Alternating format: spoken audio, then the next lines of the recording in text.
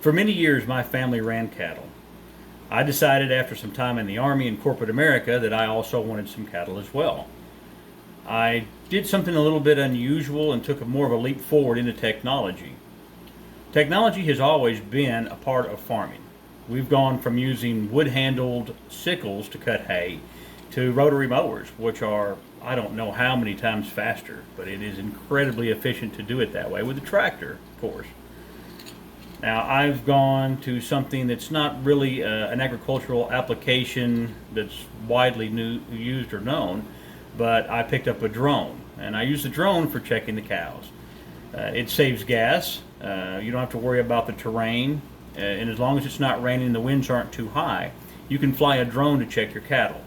This is another leap forward in technology that may help you out on the farm. What I've done is put together a video of, I guess, more of a simulation of me looking for the cattle. I actually have used it to find them when they were in the far back field and I couldn't see them very quickly. I just put the drone up, quick flight, came back, everything's well. So sit back, relax, enjoy this short video on how to use a drone to check your cattle.